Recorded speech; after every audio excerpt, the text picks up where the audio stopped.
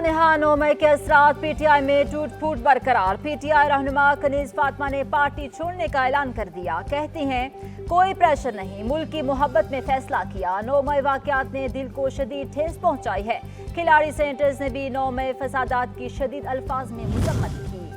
जिन्ना house हमले समेत 9 मई के वाकयात ने कौम को रंजीदा कर दिया। दुनिया भर में पाकिस्तान की जग हंसाई हुई।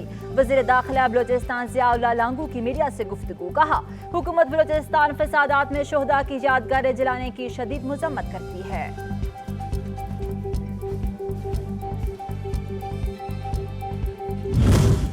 ताकतवर लोग गलतफहमी का शिकार हैं। ये 1970 नहीं 2023 है। पुरअमन एहतजाज का हक खत्म करके किसी को इस हद तक नहीं पहुंचाना चाहिए। खातून की बेटे की बाजियाबी से मुतालिक केस में लाहौर हाई कोर्ट के जस्टिस अनवारुल हक के रिमार्क्स। कहा ताकत से मसाइल हल नहीं होंगे। अदालत ने 9 मई के गिरफ्तार मुल्जिमान शनाख्त परेड मुकम्मल करके रिपोर्ट तलब कर ली।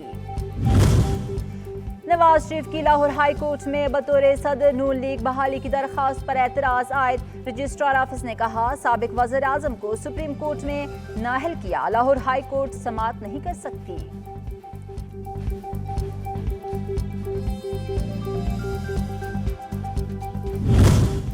क्या IMF से मुआहिदा न होना आपकी नाकामी है? सहाफी के सवाल पर वज़ीर खजाना इसाक डार तैश में आ गए। कहा जो फैसला सुनाना है सुना दें, देख लेंगे। क्या मुल्क डिफॉल्ट हो चुका है?